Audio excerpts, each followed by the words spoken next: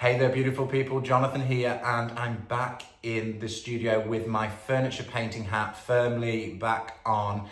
I have a simple, almost beginner-friendly project that I'm working on today. It's this console table behind. Some of you may remember when I picked this up for, I think it was £20, and I've decided to do it ahead of Christmas because I'm shifting some furniture around in the house, and I know that this will fit into a little alcove with some Christmas display on it, so it will look great over Christmas. But it is going to be one of those pieces of furniture that I say goodbye to and list it on Marketplace after Christmas for a reasonable price, just to say goodbye to it and see it on its way. So therefore, this project has to be kind of simple and neutral. There's not a lot of surface area to do anything magical with it, although I have got one idea, so you might want to stick around for this little idea. I think it will really elevate this piece and make it a little bit more modern. So without further ado, let's take a closer look at the project and get stuck right in.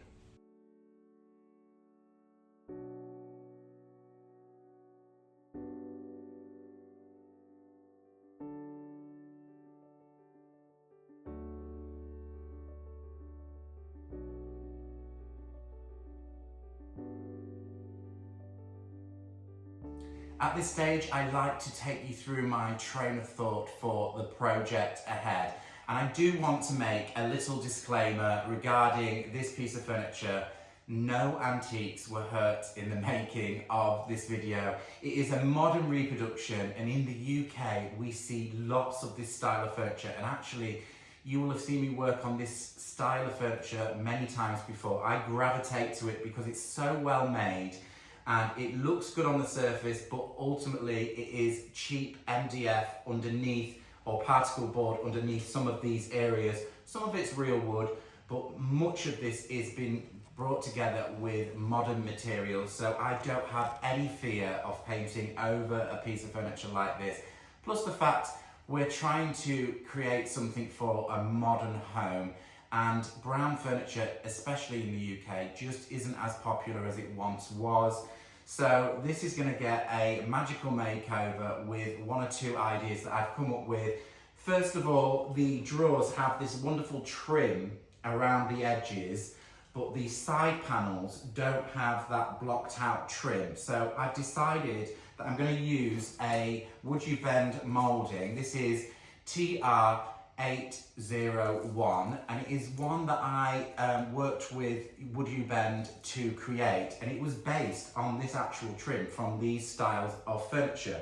Quite often you'll have a piece of trim missing on the edge of a cupboard or a drawer, and this is exactly the same profile. It was designed off the back of this kind of trim. So the beauty of a Would You Bend, it bends. So I am going to add the same aperture as what we've got here in the side panels that curve round. So I'll be able to mold that round the edges so it kind of mirrors what is happening on each end as it does do on the drawers, if that makes sense. I have got another little idea that I'm going to do within the drawers to try and make it a little bit more contemporary, but I'm going to save that for a little later on in the tutorial.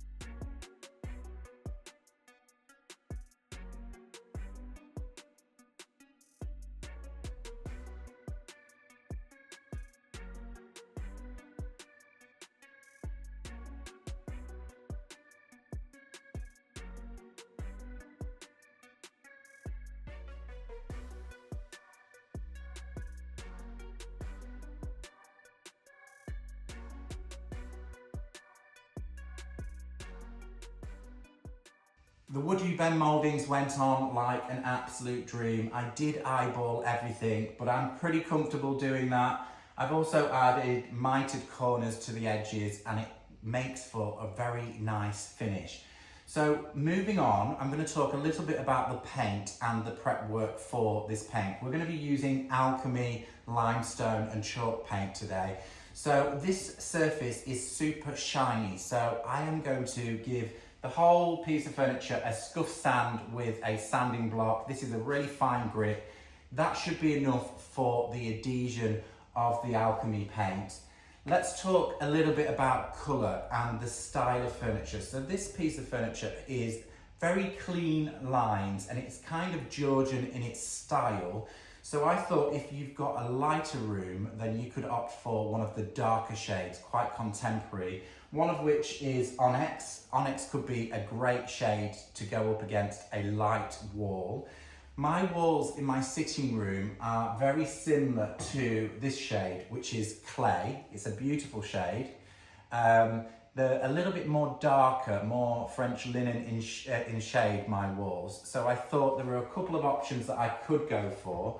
We have sage. I do have green furniture. The sofa is green, kind of a sagey green. So I thought this could be a good shout.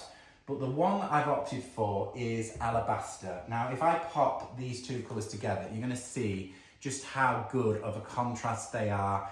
The alabaster does have an undertone of green in there, and I think it'll look really, really beautiful and contemporary. Moving on to the other part of the project, which I promised you something a little bit different for inside the drawers and the new apertures. I want to create a shadow line of texture on the surface. Now, how I'm going to do that, keeping this contemporary, it's going to be a colour drenched piece. So when I say colour drenched, it's going to be one colour. There's going to be no blending, no texture. These paints are great for all of that, but they're also wonderful for a real flat finish. So to add that little bit of extra to this project, stick with me guys, I'm going to be using some wooden spoons, which I've picked up from a pound store in the UK. And the reason I've opted for wooden spoons is it has a really wonderful shape. So if I show you, it kind of has that really pointy end and it tapers in either way. And I thought that is a really gorgeous shape rather than just a popsicle stick, which is one even shape all the way around. I have cut one of these down with a pair of scissors. They cut really, really easy and they're super thin. So they're not going to protrude the mouldings around the drawers or the new wood you bend mouldings. And we're going to apply them hanging down in lines, fluted all the way around the drawers and the new panels. I think the piece of furniture, with it being Georgian, it kind of evokes that Corinthian column feel with these thin beaded pieces of wood, almost like this groove that sits in the leg. I think it looks super gorgeous, especially with light casting across it with one colour. The shadow lines are going to be what makes this stand out from the surface.